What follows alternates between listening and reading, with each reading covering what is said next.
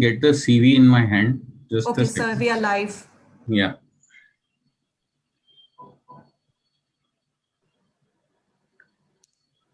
Hello, everyone.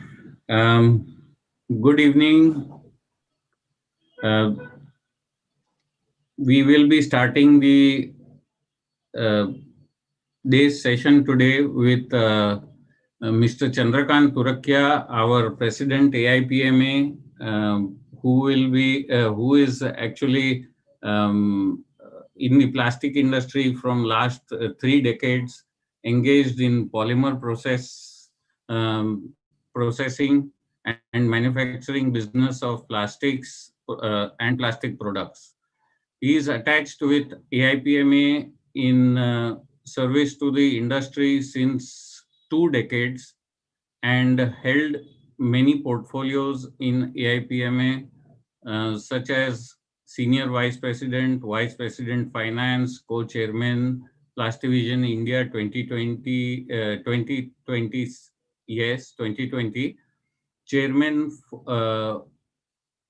Foreign Delegation, to name a few of the posts that he used to hold.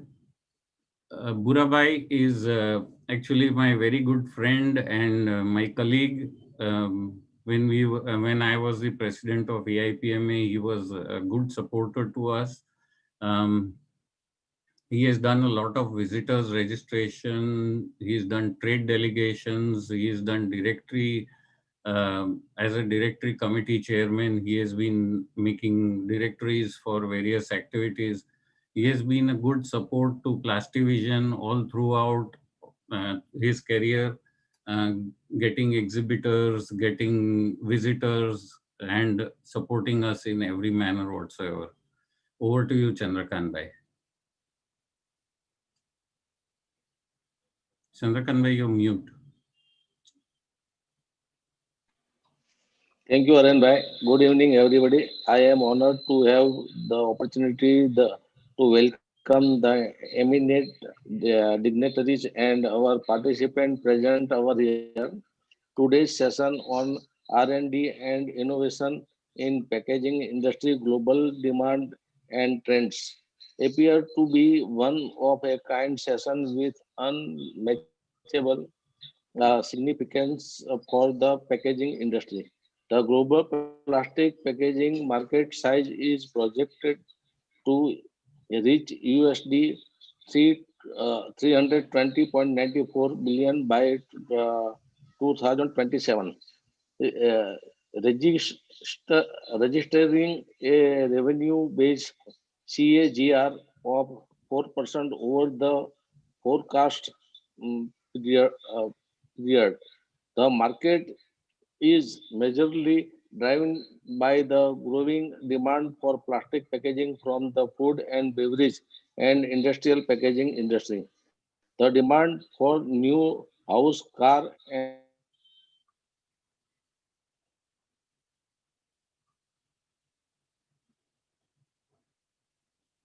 apartment explosion incomes in countries such as US, India, and China.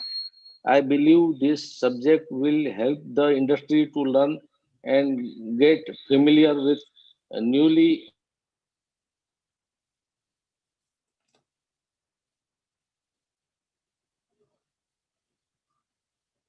introductions, innovation, and like to welcome today panelists Mr. Kartik Devra, MD Regent Plast, and Dr.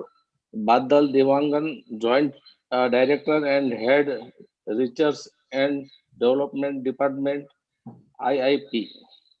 Thank you for sparing your precious time and agreeing to share your value, knowledge, and experience with us to understand a topic so rare with clarity. Thank you. I hope you have a productivity session. Thank you.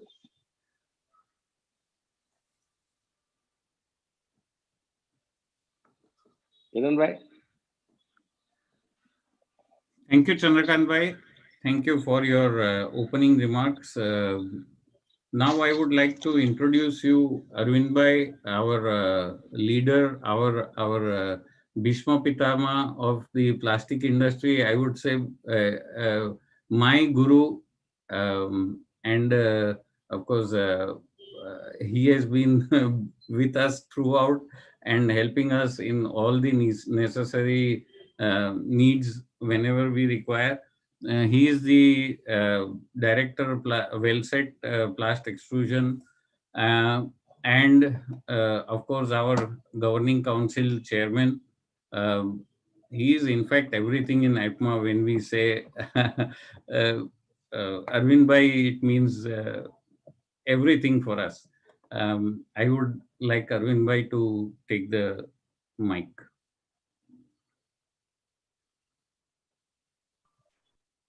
Yeah, good evening. And Naren Bhai, thank you for rather I would call it more emphatic introduction rather, but is more than required. Okay, thank you very much, and it is always my pleasure to be with you and with all IPMA and everything with the industry. So most welcome Karthik Bhai, our dear friend, and Dr. Badal from IIP, and we look IIP as our own what you call sister association rather, or brother association, whatever you call it, whatever. So always we are with you, and we are thankful to you for your cooperation all the time. So today's topic is a good topic, and R&D and innovation in packaging industry, global demand and trends. That is a very big subject, and we know that what a valuable subject it is. With our lives now back on track after COVID, not after now nearly end of the COVID, we can call it. Would agree with me that we do not get enough time to study about the R&D, innovation, global demand, trends, etc. We don't find time just running and for our work. About the packaging industry, even though it is something that interests us all, I therefore believe that today's webinar will help us to gather insights about the ongoing trends, new advancement and technology. IPMA is of the point of view that plastic packaging industry makes up one of the most significant sector of the plastic industry. The packaging industry in India is predicted to grow at 18% annually, with flexible packaging growing at around 25% and rigid packaging at the rate of 15%. One point I would just like to highlight that during the COVID, the packaging in plastics, they have come as a savior in the for the human mankind, and that is a big role they have played.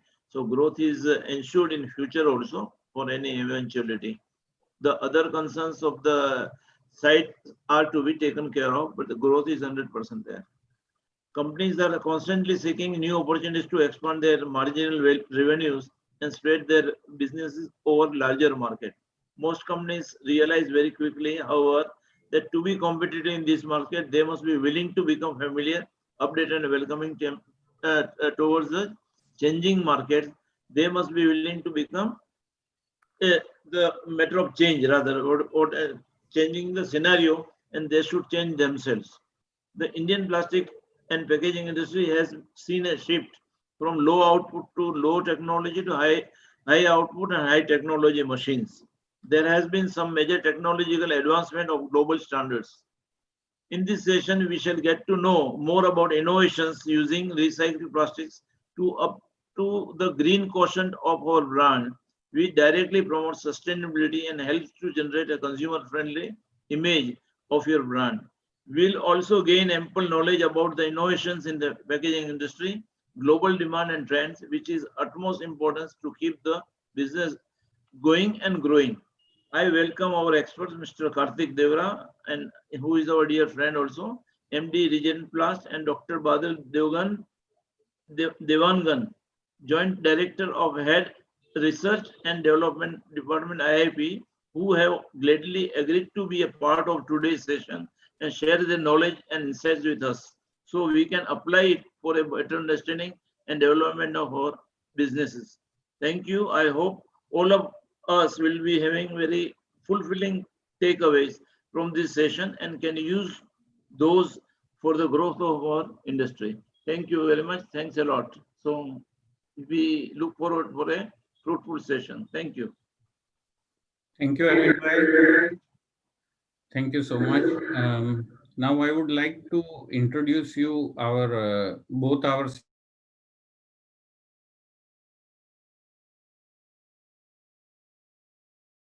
मैं mute में हो गया आर्यन भाई. Sorry. Yeah, thank you. Thank you, Arvind bhai. Yeah, I would like to introduce Mr. Karthik Deora, who is Managing Director at Regent Plast Group, which is the leading supplier of plastic packaging material in India and counts leading Indian and multinational brands as its customer. Mr. Deora holds a degree in business administration from Babson's College, USA, and a degree in law from Government Law College, Mumbai. In his free time, he enjoys reading books and mentoring startups. Our second speaker was supposed to be Mr. Tanveer Alam, Director, IIP, but due to sorry. First time,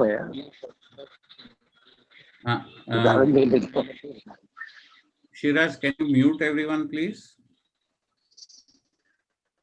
Thank you. Yeah, our second speaker was supposed to be Mr. Tanveer Alam, but due to his preoccupation, Dr. Badal Devangan is joined us. I would like to introduce him. He is a graduate in polymer technology from Amravati University. He is currently holding a position of Joint Director and Head Research and Development Department at IIP, Indian Institute of Packaging. Above 11 years of teaching and research experience, which is a huge knowledge base he is carrying. As a convener, organized 10 national conferences, published more than 15 research papers, editor of an international book published by CRC Press, Taylor and Francis Group. I have been to IIP a couple of times with Dr. Badal's support and given lectures with him. Yeah, Dr. Badal, I know he has good technical background and we look forward to hear from him. We start with Mr. Karthik Deora. Over to you, Karthik ji.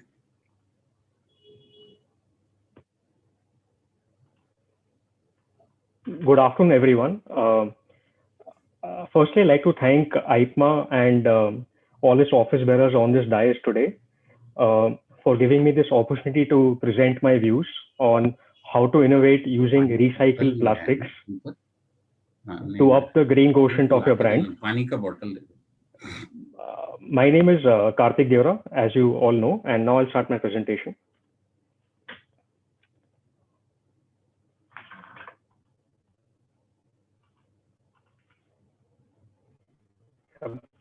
So firstly, I'd like to start with, why is innovation required or necessary in business?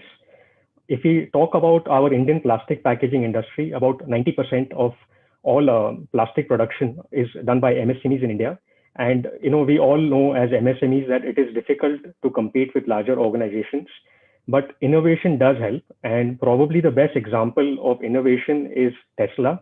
So Tesla is actually a startup which invented the electric vehicle category in the world. And, with its innovation now, Tesla's market capitalization or net worth exceeds even that of stalwarts such as Toyota, Volkswagen, BMW, and the who's who of the automobile industry. Innovation also does help us, that also helps larger companies enter new markets. And probably a very good example of this is Reliance entering and disrupting the telecom space in India with Jio. Now for my next example, I'd like you all to look at the chart on the right-hand side. My point here being that, innovation helps companies and businesses grow not only their top line, but also their bottom line. And it all starts with a consumer-centric approach. So what I've done out here is drawn a small chart that, businesses need to do consumer research and understand the context of where the consumer is coming from. We need to invest in innovation, which is, customer centric, and with this investment in innovation, a business can come up with new products or new services or new processes. This could have some patents to intellectual property or just be a different business model. And with this innovation, businesses are most probably going to be making, a better turnover, a sales turnover, better revenues, and with better margins. Now, this better margins needs to get reinvested by way of an R&D expense or R&D budget back into the consumer orientation and into innovation. And some people might argue that they're happy doing what they are doing and there is no requirement of innovation because the market is very big and it's growing, etc. But I think we should all look at some examples such as Apple, where it's one of the world's most valuable companies, and it's come from a very different background of computers into smartphones, into iPads, into headphones, and maybe soon into even smart cars. And it's like either you remain relevant by innovating, or you die, or you perish. And the best example of that being Nokia losing out on the phone space. So now I'd like to talk about the context of our topic today, which is sustainable packaging in the case of plastic packaging. And to draw the context, a large percentage of consumers today are actually young people who we term as millennials or Generation Z. And these are very well-informed consumers. As per a recent study done by Deloitte in 2020, where they surveyed about 27,500 young consumers, both before and after the pandemic, it has come to light that most of these consumers will push businesses to sacrifice profits to attain sustainable goals. In other words, these consumers are also looking at paying a premium for sustainable or environmentally friendly products. So this actually creates or makes a big business of us to provide sustainable products to end consumers, and in a way, not only preserve, but even to grow our business. Another very important element, especially in India, is that we have to comply with government regulations. And many times the government is forced to make regulations when the businesses do not follow suit. So as recent as last week, the National Green Tribunal, or NGT, has directed our government to finalize the EPR regime within the next 3 months. In fact, it's gone on record to say that if nothing happens, the various state boards, like the state pollution boards, are free to do what they need to do to make sure this happens. So in other words, the context is just right for all of us to take a deep dive into what is sustainable packaging and probably start on our own journey. So I'd like to talk a little bit of what is sustainable packaging, and I've broken it down into 4 broad categories. If you look at the loop on the right hand side, it's an infinity sign or an infinity loop. Generally speaking, what happens with plastic packaging, say a simple shampoo bottle, is that once you use it, you are getting rid of it and putting it in a recycle bin. Like in our houses, we have 2 bins. One is which can be recycled, the other one which cannot be. In the case of recycling, what happens is that this bottle which goes from a recycle bin goes to a kabadiwala and then to an aggregator. It is baled and shipped off to a recycling plant, which will convert it into flakes and into pellets, and then finally ship it back to a bottle converter, who will put it back into a plastic bottle or some flexible packaging, or basically is converting the life of a single-use plastic into multiple use and taking advantage of the properties of packaging, of plastic, sorry. Another theme is reusable packaging.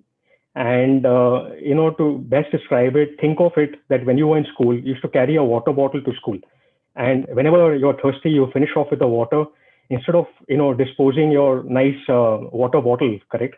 In fact, one of your prized possessions, if you lose it and don't take it back home, get a nice scolding, you should take it to the water fountain or, to the water well in your school and refill it.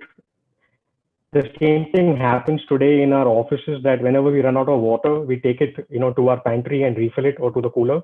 Well, Unilever has experimented with its loop program in certain cities in the United States, where they use premium and durable packaging, including cardboards and plastic, which is actually reused and, it's not recycled, it's actually reused because it is durable and it can be reused a number of times. So this way, there is no loss of the plastics into the environment per se. Another theme is the use of bio-based plastics. This is actually a little bit more popular because of the inability of recycled plastics in the mainstream. So there are two ways to look into this. One is that instead of using petrochemical-based plastics, plastics are drawn from renewable sources such as corn, sugar, agricultural byproducts like sawdust, and it is used in our normal processes like blow molding, injection molding, or even, I would say, extrusion. Another way of bioplastics is that you can get an additive from a master batch or a chemical company, and you can dose it into your process to make a regular petrochemicals plastic actually compostable. So the plastic would degrade and compost in the environment in a short period of time, and it would not end up in a landfill. Another interesting way to be sustainable with your packaging is to actually reduce. And if you see this image on the right side of a bottle by Ecological Brands, the outer is made out of a wooden pulp. It's a clamshell, so it kind of locks on a plastic bottle which is held inside. This plastic bottle is actually an extrusion blow molded bottle which is very lightweight and thin in nature, and it can be made of recycled plastics, and it can also be recycled. And it's got a standard neck finish, so you can use any ready cap or closure from the market. The advantage of this is that you're able to reduce your overall plastics footprint by about 70%, which is quite large. Now, this is more like, what is the benefit to all of us that we adopt or, plastics? I'd say number one is that, we all are responsible citizens, and there is a limit of the amount of landfills which are available in our cities and on Earth. So we are, by recycling plastics, we're taking it out of the landfills. The amount of energy which is required to use recycled plastics is less than, actually pulling out the oil from the ground or from the oceans and, using virgin plastics. So it also helps reduce our environmental footprint. Another great advantage is that, we all have actually experienced that during COVID, virgin polymers, whatever it might be, HDPE, PP, or PET, we saw a lot of swings. There were highs, there were lows, there were sudden hikes.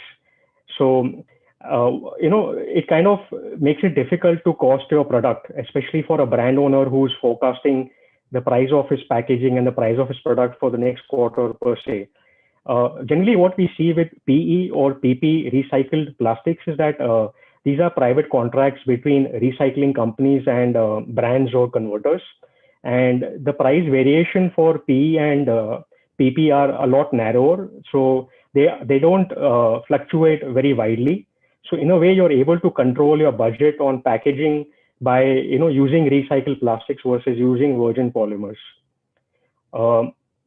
Another important point which I partially spoke about is our government regulations. So I'm based out of Mumbai, which is in Maharashtra state, and as recent as just 2 months ago in November, our Maharashtra Pollution Control Board has put out a directive that all converters of plastic packaging and all brand owners who are using plastic packaging have to come up with a plan in the next 3 months to use minimum 20% recycled plastics in non-food and non-pharma applications, which is quite a feat for a lot of people who are not up to date with this. So I would say the faster or the earlier we start on this journey, we'll be better off, and not only being able to take care of our environment but also being legally compliant. Same way, I would say that you are able to build brand loyalty by using recycled plastics. There are a number of surveys or research studies by some agencies such as Nielsen and Capgemini, where an overwhelming majority of consumers are looking at changing their brand preference to lesser known brands who are and claim to be environmentally friendly. In fact, another survey also reveals that many brands who claim to be sustainably relevant or use sustainable packaging kind of outsell other brands which don't do that. So I would say it's a good business case to look at sustainable packaging. These are just some, I would say, some important commitments made by some large brand owners who actually even work in India, such as Unilever. I would say there are many points, but the main thing which I want to drive is by 2025, Unilever not only plans to halve the amount of virgin plastics that they will use, but they will in fact even collect more plastics than they will actually consume, which speaks a great lot of what brands are thinking. Like it's not only about their own environmental footprint, but it's also what they want to project to the end consumers to drive. So I would say that it's not only the small brands, but it's also the large brands who are realizing the importance of sustainability of plastics. And this also presents an opportunity for all of us in the plastics fraternity to make the ecosystem viable for the brands to take advantage. I'd like to speak something more specific of what we have been doing at Regionplast with using recycled plastics. So we are actually working with these multi-layer or 3-layer extrusion blow molded bottles which are made of HDP. And just to explain it, I have kind of drawn a cheese sandwich. So a cheese sandwich has typically a top and a bottom layer of some kind of bread, and in the middle you would put a slice of cheese. So a 3-layer construction for a bottle looks like this: that you put your recycled plastics in the middle layer, and your top and your bottom layer, inner layers, are actually made of your regular virgin plastics. So if you look at the construction of the bottle on the top, this is the same thing in different ways. So the advantage of this is that when you have your inner layer, which is depicted by your in contact with whatever product you are filling inside the bottle, this particular layer is made of virgin plastics and not of recycled plastics. So there is no chance of any contamination of the recycled plastics passing on to your final product. And there is no migration of any contamination from the recycled plastics into your product. So it's kind of safe for your product. Same way, when you don't use any recycled plastics on the outer layer, which appears to the consumer when he's actually feeling or touching the product, you're able to maintain the appearance of your product as if it was the same before using recycled plastics. And the recycled plastics is only in the middle layer, and it's not in direct contact with the product or with the end consumer. One more advantage of this is that you can do away with master batches in the inner layer and have some kind of savings. To demonstrate the concept of lightweighting of this bottle, I'll take you to an actual case study. So this is a 1-liter lubricant bottle that is made out of HDP. In the mono layer or single layer construction, the weight of this bottle was 65 grams. When we actually moved to a 3-layer construction, we were able to reduce the weight of this bottle by 5 grams or 8%. And all the functional attributes of this bottle remain the same. In fact, we were able to increase the top load of this bottle or the compression strength of this bottle by 8% by moving to a 3-layer construction. And the reason for this is this kind of sandwich construction, it kind of reinforces the the wall thickness or the wall profile of the container.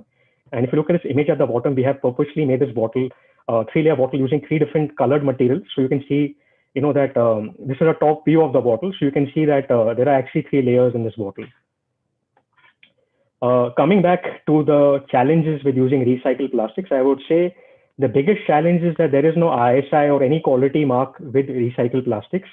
So every time you want to use recycled plastics with a new application, you need to test it, whether it works well with your product.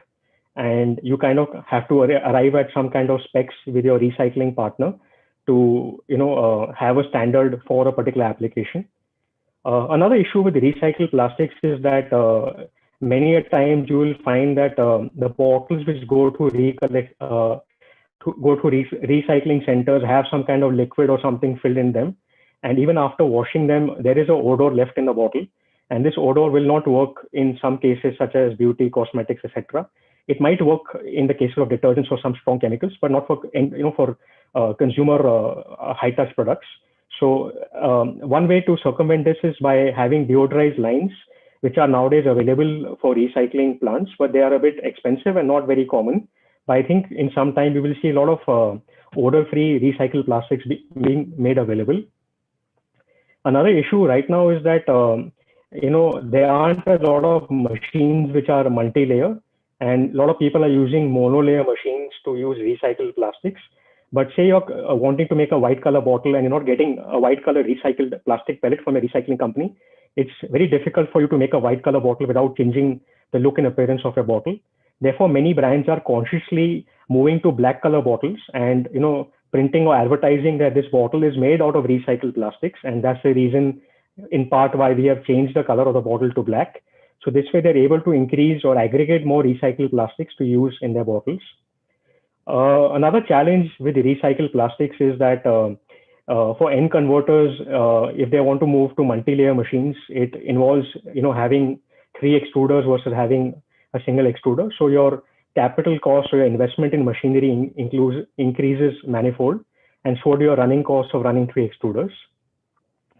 At the same point of time, I think that this particular application is at the nascent stage, and there is a lot of scope because a lot of brands that we are working with are actually taking the step to use multi-layer bottles. So with this, I would say that there are a lot of opportunities available for the entire plastic fraternity, from, I would say, recycling companies who can make plastic pellets, to processing companies, to machinery companies. And with this, I'd like to end my presentation and wish the entire plastic industry the very best. Thank you.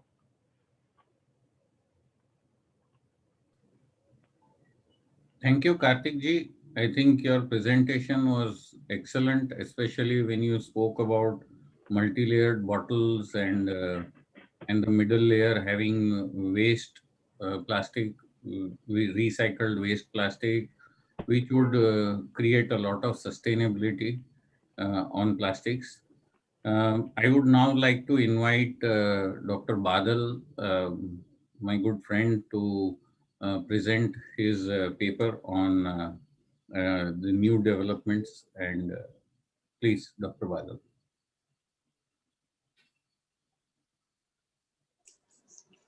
Yeah, thank you, Hiran bhai. First, I would like to thank ICMA for giving the opportunity to IIP. As Hiran bhai has already introduced, that already informed that instead of Dr. Alam, since because of his busy schedules, our director is not available. So on behalf of him, I'll be now talking on mainly on a recent trends in packaging and IIP foresights. So let me start my presentations.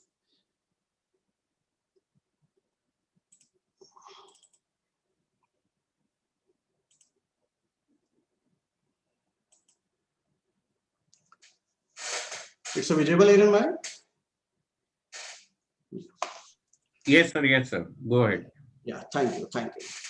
So normally, since we say like we are in a plastic era also, being the teacher, let me start with this way.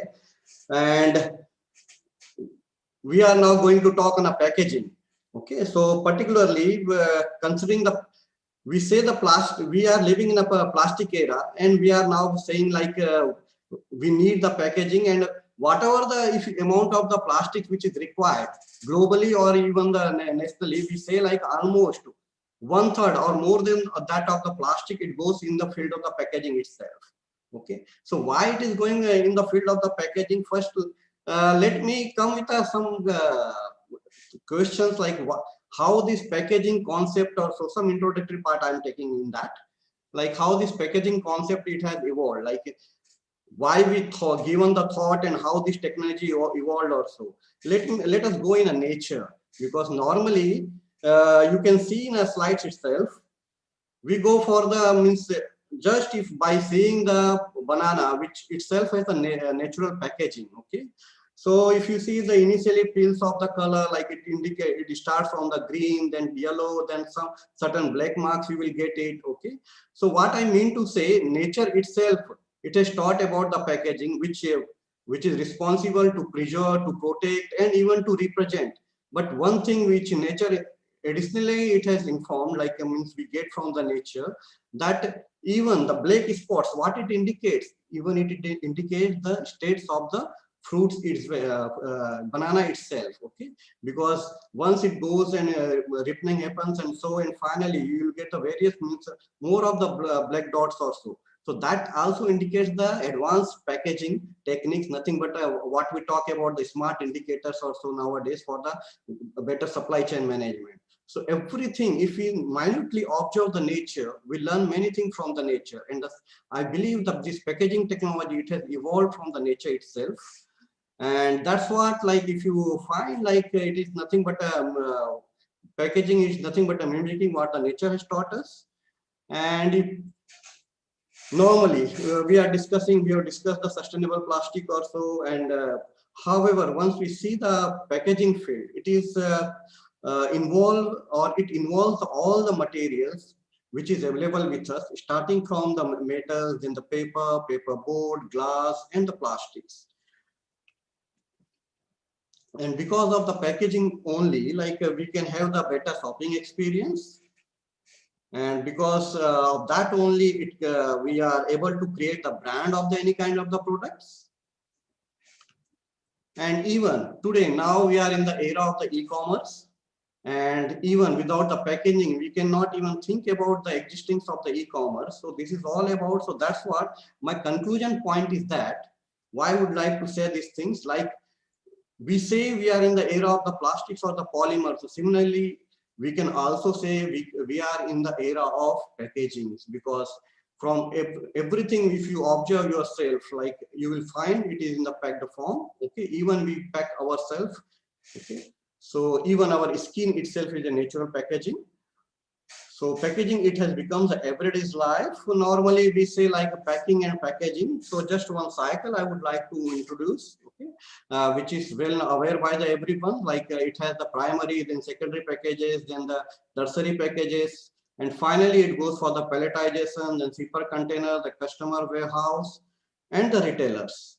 So if you see all, there are the many steps involved, but each steps, if you consider, that is nothing but a packing. So packing, it is nothing but one of the operations which is involved in the field of the packagings. There are the many definitions which we talk about the packaging also. However, the most important thing, it is a techno-economical functions which mainly minimize the cost of the delivery while maximizing the sales and hence the profits. So this is much more important for us. So if we see the global outlook of the packaging, normally this is the data of 2015, which says like packaging market globally, it stands at $700 billion USD, wherever the Indian packaging market, it was $32 billion USD. And that time, if you see the global consumptions, it was spread uniformly. Either you talk about the Asian regions or the European or the American ones. Okay. However, the most important things, if you observe in the year 2015, the rigid plastics, it was 22%, wherever the flexible one, it was 20%. And then another one is a paper and paper board also. Let's see the current observations. Okay. And here, if you means, you will be very happy to know that even the amount of the plastic which is being utilized, the growth rate, still it is a better in the field of the packaging. And now in the year 2019-20, it says like we are utilizing almost rigid plastics like 28%, flexible 30%. Then paper and paperboard, it has reduced, glass has reduced, metal has reduced, but the plastics, it's growing. Either you talk about the flexible or the rigid packaging.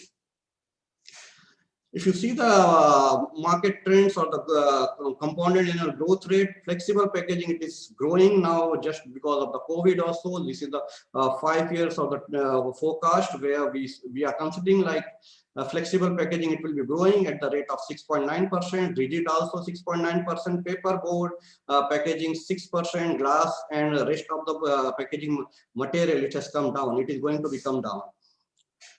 Once we talk about the flexible packaging, because our earlier speaker, he has clearly like addressed the sustainability, and where the one of the factor of the sustainability is nothing but even to reduce the packaging material itself. So the trends, it goes like we have started from the rigid to flexible packaging. So once we go in a flexible packaging, there are the certain strong regions for going for the flexible packaging. So it has excellent barrier properties, better aesthetic looks. It requires a very low energy, because either you talk about the production aspects or the transportations. Because the main thing is that it has itself has a very lightweight, require the less storage space, require the less the number of the truck for the transport, the same number of the package or so. Even with that, it also aids the shelf life of the product. We have seen that even the laminates provide a better shelf life than the rigid counterpart. So reduce the material to the landfills, and high product to package ratios, which is another most important thing, is the cost effective and the value for the money which we get by the laminates. However, within the laminates, there is a concern of the like recycling also, that will also see in the coming slides. So how we have gone from the rigid to packaging, just some examples. Like initially we were using the metal containers, then the rigid container, then Tetra Pak. Now we are in the laminates. Glass bottles, rigid, then the plastic laminates. You can see the reduction in the weight, almost 93%. That is the added advantage of that things. All the almost products which was available in a rigid, now it is getting converted into a flexible one. Even if you talk about the oils, it has come to the flexible laminates. Milk itself, you may find in a flexible form. So what is the key demand drives for the flexible packaging? It is nothing but an increasing demand for the convenience food and the branded products in urban area, growing the consumer awareness for the hygienically packed foods, increasing demand for the aesthetically appealing technology advanced, increasing demand even for the single serve packaging. And earlier, the flexible was having the drawback that even the handling of the flexible pack was difficult. Even the reclosability was the one of the challenge. However, that is completely or properly addressed. We do have the stand-up pouch just based on the design. We could develop the strength, and because of that, we do have the stand-up pouches. We do have the zipper pouches, spouts, and peel-off lids that has completely overcome the reclosability issues of the flexible packaging as well. If you see the flexible packaging market across the food sector, then the convenience food, it's dominating, then it will be the rest of the things. However, here interesting thing is that the processed fruits and vegetables and processed fish and meat, it is, if you see, it's list one, okay? How, but considering our country, where there is a possibility, if you see, we are the largest, one of the largest or the topmost producer of, particularly in a fruits and vegetables, even in a fish. And we may have the processed fruits and the vegetables, and we can even have the better export and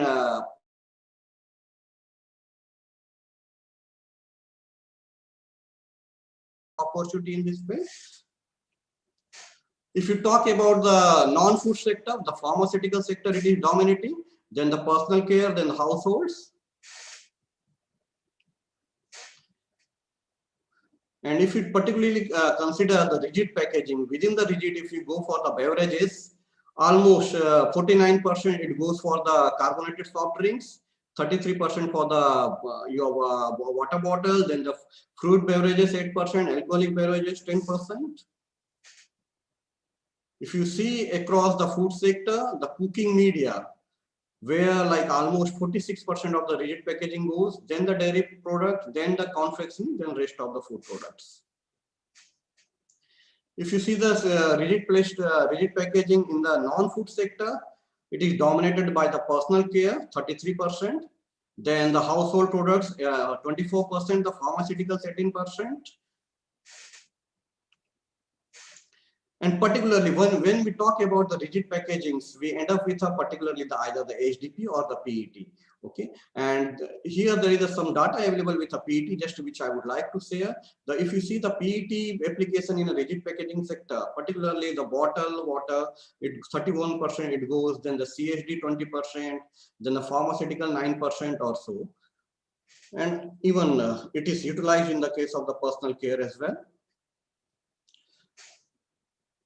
If you talk about the in ancillaries, mainly the capes also, so 35% for the beverages, 20% for the food, and for 45% it goes for the non-food items. Limit tubes market, if you see, Then oral care, it dominates almost more than 50%. It goes for the oral care. Then the cosmetic personal care, 26%. Then the pharmaceutical sector. Now I would like to brief about the IIP.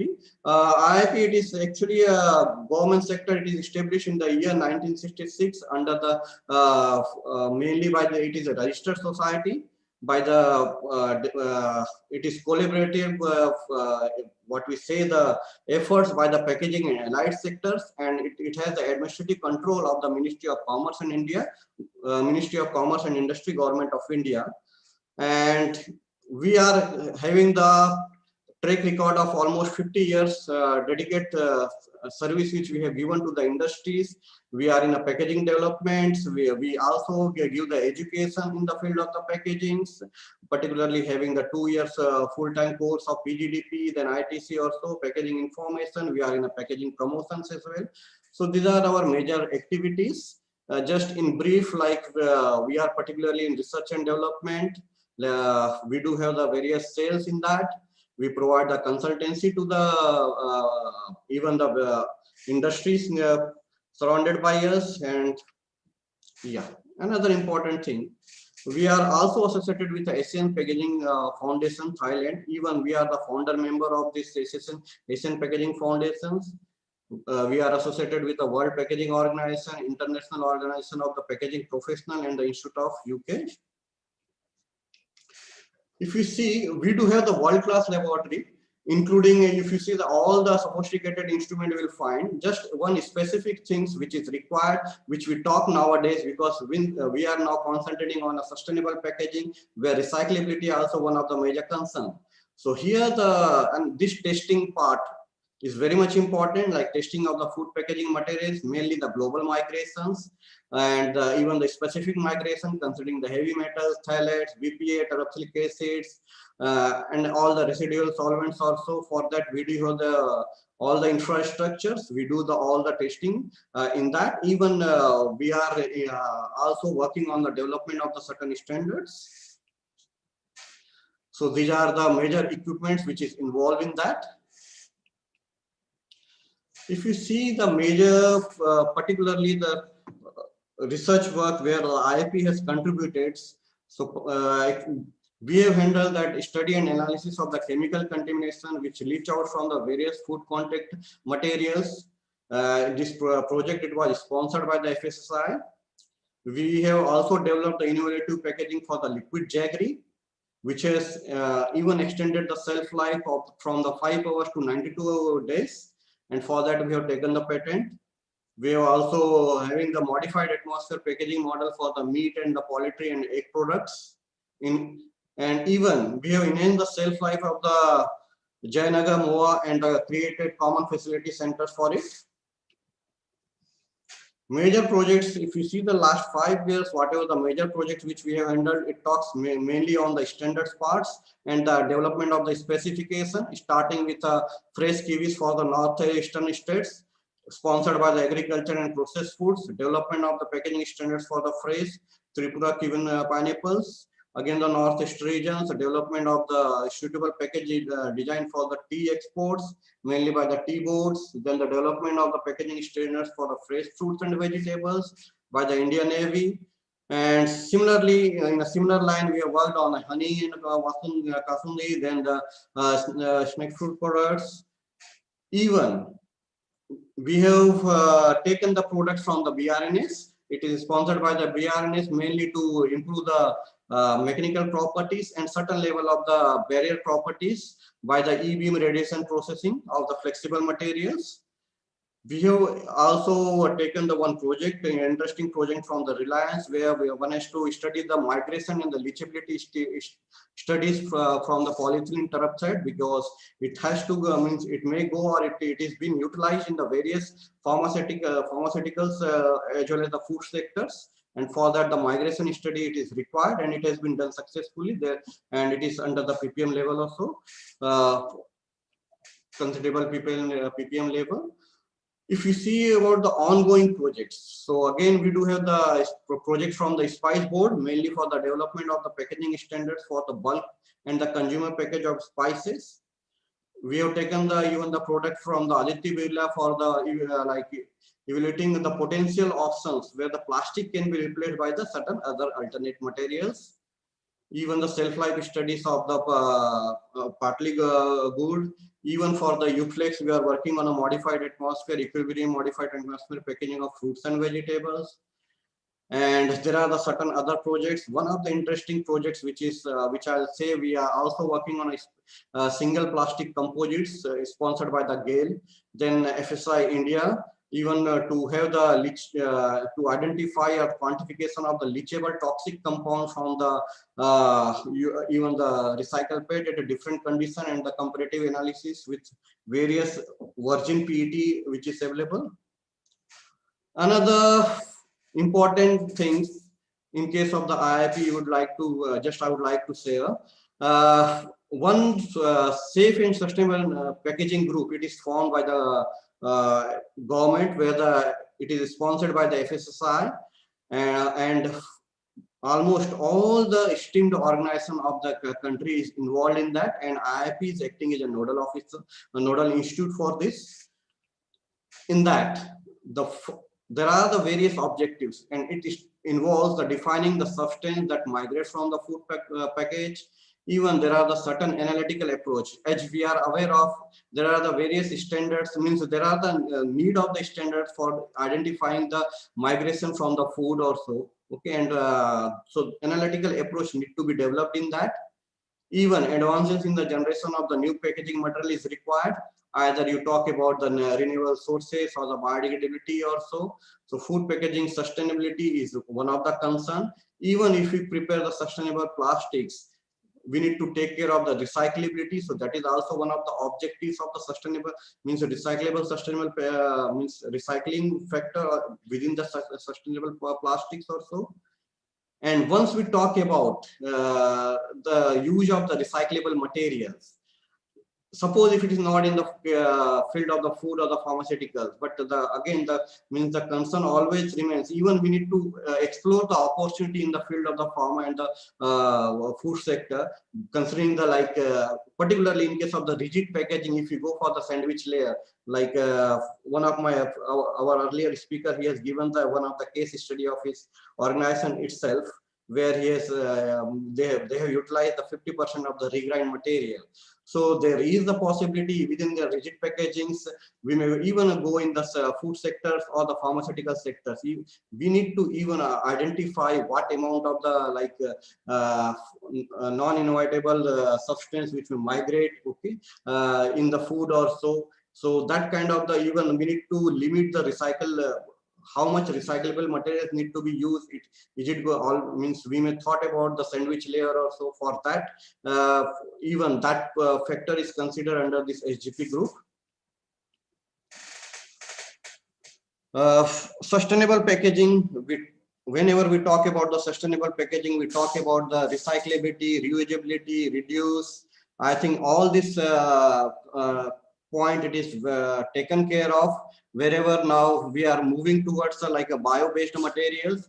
Within the bio-based, we'll see the biodegradable polymers or the bio-based, but it is not degradable, not degradable in a bio routes also. So non-biodegradable polymers. So thus one like data which I would like to share here. If you see the global production in 1,000 ton, so normally almost 8,000 into 1,000 tons of the bio-based and non-biodegradable polymers we are producing nowadays.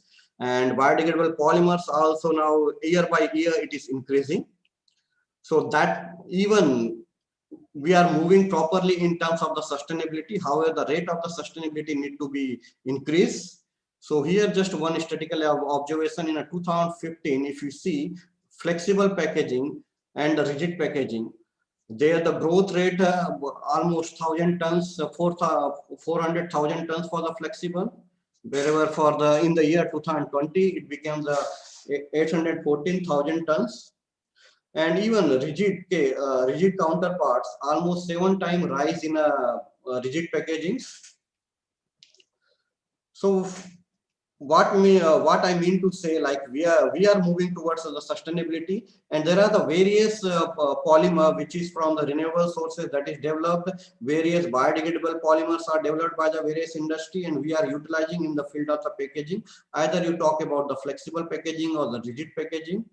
Some of the examples which is quoted in the slides, like BioPE. It is prepared by utilizing the bioethanol. Braskem is the one of the manufacturer, and it is this BioPE now it is been utilizing for the flexible packaging applications. BioPET is there, though similarly BioPP, and it's a blends. Then the polyethylene furanate, polylactic acids, polyhydroxyalkanoates. So each there are the various bio-based the renewable various biopolymer from the renewable sources, or even the biodegradable polymers will be observed, and their applications it is there either in case of the flexible or the rigid packaging. So let's see how much we are successful in the field of the packaging, because we do have the certain development of the biopolymers. But if you see the property wise, whenever we talk about the packaging, it requires the three basic properties. First thing is that it should have the enclosability, so it should provide the proper sealability. Then second one we consider is the barrier property, and third one is the printability for the aesthetic looks also. So these three properties it is required for packaging of any kinds of the goods. And since all these three property it is not available in a single polymer, so that's what from the once we started reducing the polymer, we would move towards a flexible, and in a flexible we moved towards a laminates, and to have all these properties. So if you see from the bio source also, you will observe that we get a certain mechanical properties which is advisable, and based on that we may utilize in the field of the packaging. But once we talk about the barrier properties, will not find the much barrier which is provided by the some of the biodegradable polymer. If we consider the BioPE, definitely it is very similar to the synthetic PV, and it may replace the synthetic PV, and that's what it is now being used. BioPET also, polylactic acids also, you will find a certain applications. But once we talk about the biodegradable polybutylene, adipate, terephthalate, barrier, moisture barrier, as well as the gas barrier, it is very poor. And even there are the certain other biopolymers it is there in a list. You will find in terms of the protectability they are very poor. They are very poor in a barrier properties. Now this is one of the, I will say, the drawback of the biodegradable polymer, or I will not say that we should not say the drawback. It is the limitation in case of the biodegradable polymer, because biodegradable polymer it is not known for the very high. Particularly, I am not saying the biopolymer from the renewable sources. We are considering the biodegradable polymers. So here, once we consider the biodegradable polymer, it's a mechanical property. It is not at a higher end that you may observe from the xyloglucane, then pectin, then chitosan. So these are the various biodegradable polymer which is available, giving the inferior mechanical property. But at least for the some packaging applications, still we may utilize. But if you see the barrier property, it is very inferior. So that's what the another things which comes in our minds. Doing when we talk about the sustainability, we are working particularly on the bio-based, then the recycling factor we have reduced already, and still we are reducing, and scope is still there. But if you say the means that scope it has reduced, but still it is there.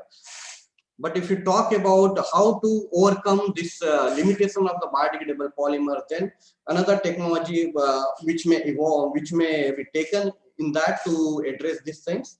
And there are the many, even the industries who have particularly involved themselves in the field of the nanotechnology. So once we club the biodegradability, biodegradation, and the nanotechnology together, it may be the one of the solutions, because we are aware of once we add the nanomaterials into a biodegradable polymers also, the first thing is that nanomaterial it is known for its for improving its mechanical properties, and that's what we say the improved polymer nanocomposite, that one terminology it is given. Even the nanomaterial involvement of the nanomaterial, it is known for the, it is very well known for improving the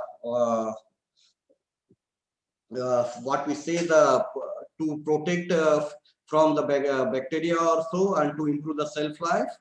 And then even you will find there are the certain nanomaterials which helps to indicate the status of the packaging itself. So for the supply chain management, for the smart indicators based on the nanomaterials. So these are the various ways you may incorporate, but particularly once you consider the bio-based material, by incorporating the nanomaterials, definitely it will improve the mechanical property, but nanomaterials is also known for improving the barrier property.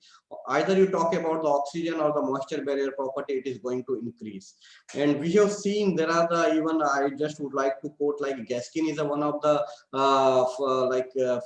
they have prepared the PET based bottle mainly for the beer application also, and they have gone for the silicon oxide nanomaterial coating on that. Similarly, you may go for the any aluminum oxide coated on the either the rigid packaging or so. So further you may improve the barrier property of that.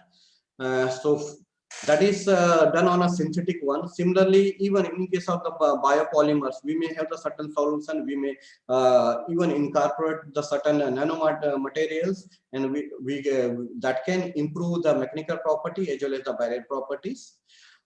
See, the many particularly the many researchers, they are working on a development of the polymer, either in terms of the biodegradability or the nanotechnology. You will find the various research paper, review paper on that. The concern which we feel in a current scenario, that it remains in a research, and we actually need to commercialize it. We need to actually evaluate in a particular organization or so the compatibility and even the sustainability or the shelf life which may provided by this kind of the material, and it may be then taken as a separate project or so. So these are the various biopolymer which is there, and where the nanomaterials is incorporated, and it can be utilized for the various packaging applications which is there in the slides. There are the certain applications. Here you may find like Gulapak is one of the industry who are completely preparing the like 100% recyclable monolayer pouch, which is based on the polypropylene. There is a Score Flexible. They are also again having the tubular bag packaging for the minced meat. Then there are the bio-based compostable biodegradable bags for the cheese and coffee containers, bowls and tubes made from the bioplastic. So these are the various inventions. Similarly, we can quote the various products from the various industries, which is the example of the sustainable packaging also. So even once we talk about the within the sustainable, the recyclability is one of the concern. And within the recyclability, if you see the multi-layer PET package, so that laminates now study it is going on even to convert the or recover the material in the form of the alkyds or the polyester from this multi-layer packaging film.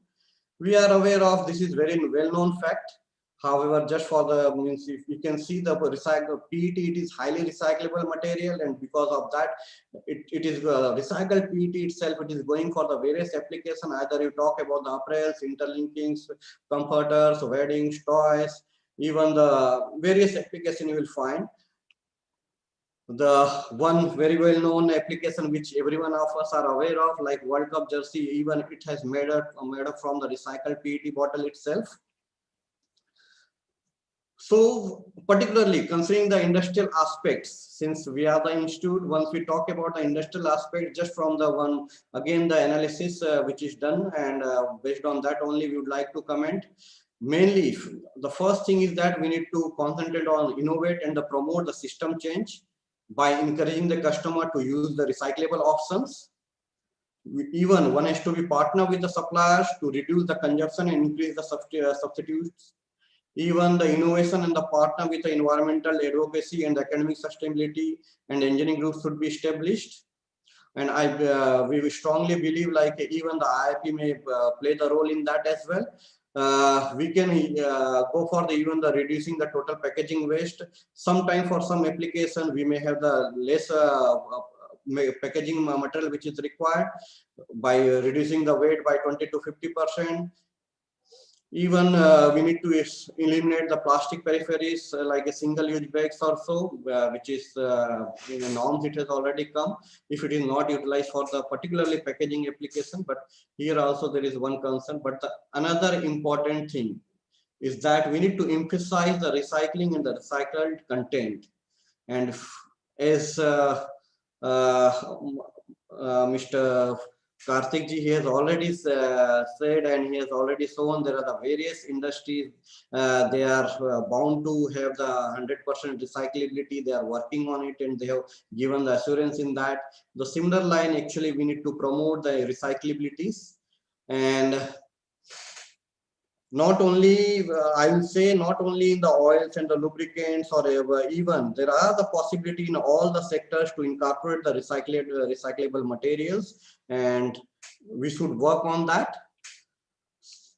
So that's what particularly, if you see our major activities, we were involved in we are involved in developing the various packaging standards, helping the industry to evaluate the performance of various products as per the safety guidelines also. Apart from that, even we would like to focus particularly development of the monolayer plastics.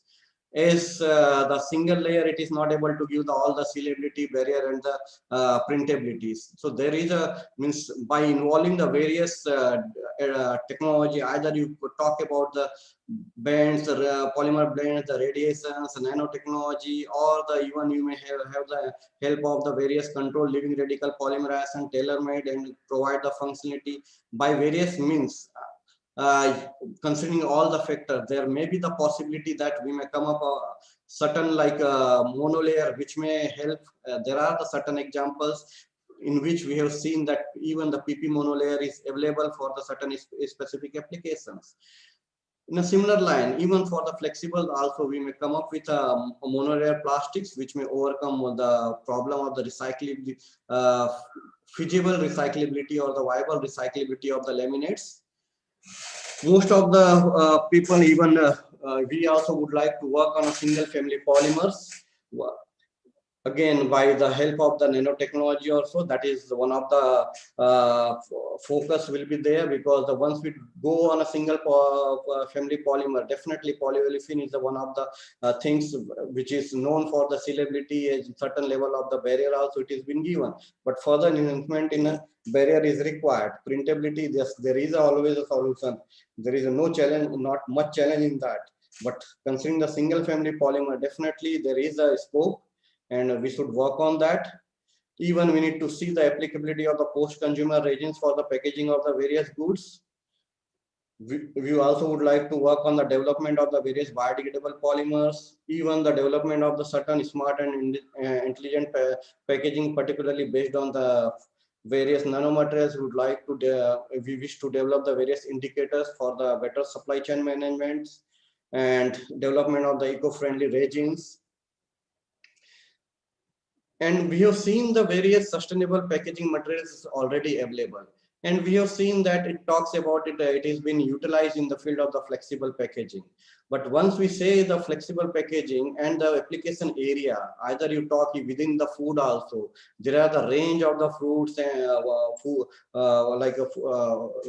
foods, either you talk about the fruits, vegetable, spices, so many things are there. And even if you talk about the pharmaceutical sectors and any household means other applications, you will find them ample of the opportunity. And the first thing is that the sustainable, some of the sustainable materials are available, but have we means we did we get any kind of the literature where it is where the shelf life, particularly in case of the food, the shelf life of the product and its compatibility have been properly studied?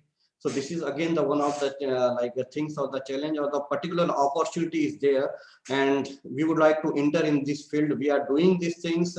We are evaluating the shelf life of the various packaging solution, either it is from the petroleum source or the renewable source. So we are ready for the renewable source and the biodegradable source. We have established even the biodegradable testings based on the we are continuously performing and giving the report on that.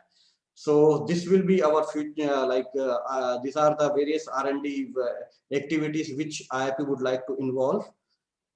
So with this, I just end up my presentation over here. Thank you. Wow, that was fantastic, Dr. Badal. That was really great because you covered a lot of topics, especially on packaging and sustainability. Lots of things. I think it was the complete gambit of packaging industry. I would now request Mr. Karthik Devra to take it forward for the Q&A session, and then our Harshad Bhai would give the vote of thanks. So thank you. Yeah, thank you, Haren Bhai. So we have a few questions in Q&A.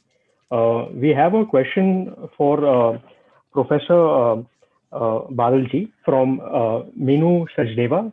The question is, will biopolymer nanocomposite be biodegradable or compostable?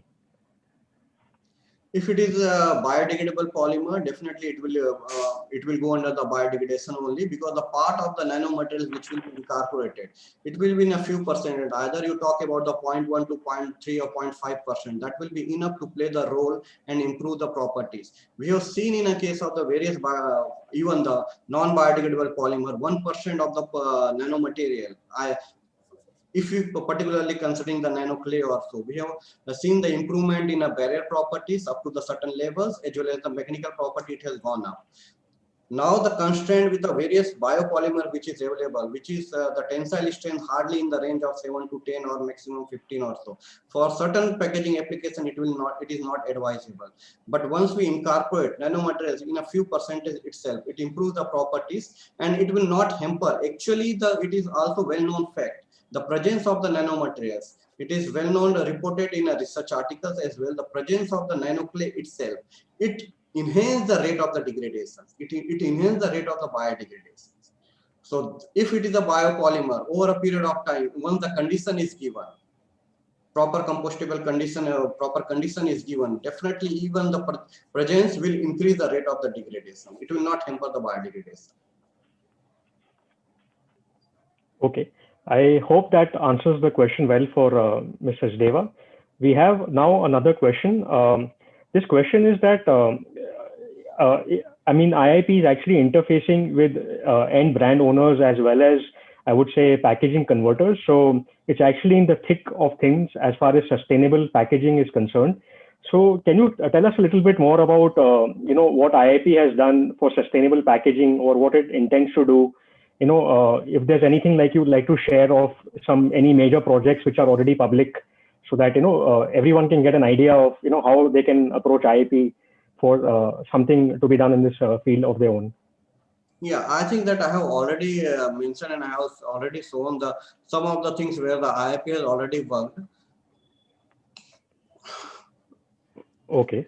So these are the for Nalangur, we have developed the packaging, okay, which has improved the shelf life also. So like that, for the various even food products, we have taken the it is sponsored by the government agencies. For that, we have developed the standards, we have developed the specifications. Okay, doctor. There's a very interesting question actually from our panelist, Mr. Haren Sangvi, who's actually also a master in recycling. He's asking us that, how do bio-based plastics act when they get mixed up with normal plastics in recycling of plastics? This bio-based plastics, once we add, it's a really interesting question. It is again, the thing is that till now, actually, we are working towards a biodegradable polymers. We are utilizing the biodegradable polymers, and if you see the present scenario, we have the certain part or component of the combination or the composition. Either you talk about the starch, which we add in a polymer, okay, where the starch goes under the degradation over a period of time. How the question is that during the processing or what? Just let me understand. Yeah. So his question, Harenji, do you want to answer, or should I speak on your behalf? Dr. Badal, basically when both the plastics come in the dumps together Yeah. and they come for recycling, how do they react? Basically, the biodegradable plastics, how do they react during recycling process? During the recycling process, I think I'll not be able to comment on it because I have not seen the scenario in that. The assumption is that it has to be, since we are aware of the recycling process, it has to be exposed to the, again, the heating cycles also, okay, to convert into the granule form for its applicability. So definitely the being the biodegradable polymer, which anyway has the lower mechanical strength, lower thermal property, or so the further degradation will take place, and the presence of the heat, okay, it will accelerate the biodegradation reaction during the recycling itself. But what extent it is going to affect, it is again, like I'll not be able to comment at present. Thank you. So we actually have another question from Mr. Raghvendra Pawar. His question is that, we have spoken about biodegradable plastics, and he's wondering that, can you tell us a little bit more on the usage in India specifically, and if there are any alternatives to biodegradable plastics as of now? I mean, he's actually asking from the perspective of even maybe doing some kind of startup in this space, because he finds it an exciting space. So some kind guidance from your side on this. Presently, we are looking for the alternatives of the synthetic polymers, and we are moving towards the biodegradable polymers. We are planning to utilize this biodegradable polymers. Some of the biodegradable polymers is already it is commercialized. Okay, we are moving from the synthetic to biodegradable polymer. But the question it is, it's just opposite or what? Like. So his question is that, we spoke about biodegradable plastics, but are there any alternatives to, I'm assuming the alternative to the word plastic? I mean, what can probably do the job? Because you're from the packaging fraternity. So, I mean, taking away from plastics, what else is there, to do the job as such? Okay. See, alternate to biodegradable polymer is always a petroleum-based polymer which is available with us. Okay, paper also we say up to the certain extent, but it has lower mechanical properties. Okay, at the same time, if you see it creates the global warming also, and that's what the compounded annual growth rate of the paper and paperboard is continuously it is reducing. One is to form from the cellulose itself. So normally we say the paper is the alternatives. Okay, but if you see the technically various number of the chemicals which is involved during the manufacturing of the paper, which is not advisable, which may leach out easily. Paper being because anything which is lower molecular weight component in a higher molecular weight, definitely there won't be any compatibility and it will leach out. So we'll not suggest directly like the if we are. Suppose we are having the biodegradable polymers, and definitely there are the development stage it is going on. There are the various biodegradable polymer, even research point of view, it is been research is done, the list of the biopolymers, it is available, but how many of the biopolymers it is commercialized properly, if you see in that, again, that is like one of the question mark where we need to work on.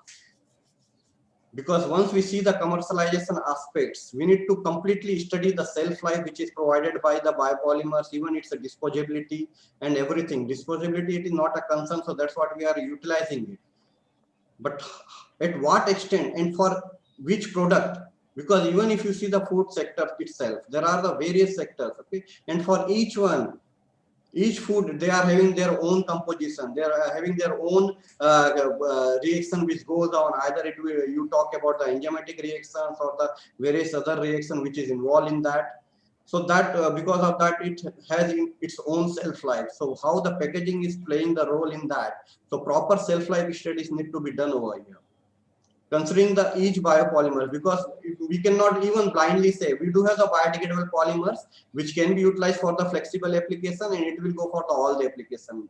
No, the answer is no. Each application need to be properly evaluated, and that's what IIP provides the platforms where all the evaluations of the available sustainable package, or even the packaging material which is available from the petroleum source are being done.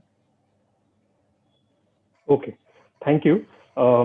This is actually another question which is actually out of my own curiosity. So in the United States and say even in Canada, we see some examples where PET bottles, which are used primarily for drinking water or for beverages, are now converted back into bottles, correct?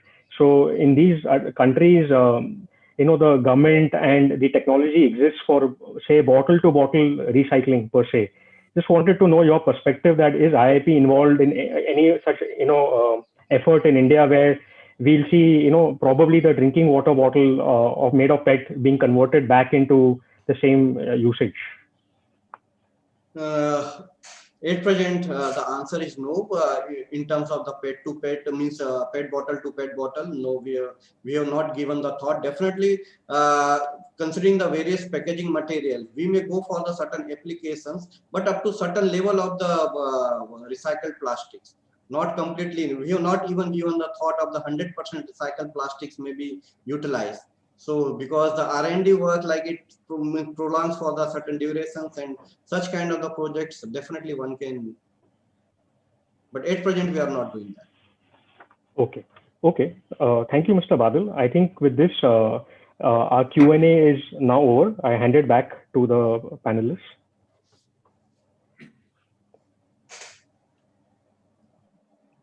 Arshad bhai, over to you. Good evening. I'm audible. Can you hear me? Hello. Hello. Yes, sir, you're audible. Okay. Well, this was a very fruitful and a knowledgeable session on packaging. And on behalf of ICMA, I would like to propose a vote of thanks to the dignitaries and panelists who played a successful completion of the event, and it was a very, very informative. First of all, I'm thankful to our President Chandrakant Bhai Turakia for welcoming industrial stalwarts and addressing the gathering. My sincere thanks to our dynamic Governing Council Chairman Shri Arvind Bhai for his input on the depth of insight of the industry.